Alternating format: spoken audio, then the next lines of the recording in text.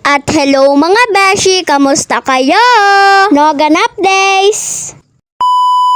And hi, and this is me Ashley, and here we're again for another vlog. Kaya naman kanina naabutan ko nga palang si Babing tulog. Kakagaling ko nga lang pala sa bahay ng kaklase ko mga beshi dahil nga pala gumawa nga pala kami ng project. Kaya naman si Baby at tulog na tulog pa, tapos ito na nga din pala ako mga beshi at magpapalit na nga muna pala ng damit. And syempre mga beshi, pag nga pala may project kami nagbabaon nga din pala ako pa uwi. Nag-uwi nga pala ako for today's video na tong ginawa naming pulburon mga beshi dahil pasalubong ko nga kay mama. At sa pulburon nga pala na yung mga beshi, grabe nga din pala yung effort. Alauna nga pala kami nagsimula mga beshi, tapos alas 4 na nga din pala kami natapos. Tapos mga beshi, 1 hour nga din pala yung pagbabalot na tong pulburon. At dahil nga mga beshi, naubusan nga pala ng pambalot, dito ko na nga lang pala nilagay sa paper. Ipapatikim ko din kasi kay mama yung gawa ko mga beshi. At dahil nga napagod nga pala ako sa paggagawa namin ng project mga beshi, bumili na nga muna pala ako na tong favorite kong pritong bangus. Kakain na nga din pala ako dito sa labas namin mga beshi. And anyways, pagkatapos ko nga pala kumain ng pritong bangus, kumain na nga din pala ako mga beshi. At tara po mga beshi, kain tayo!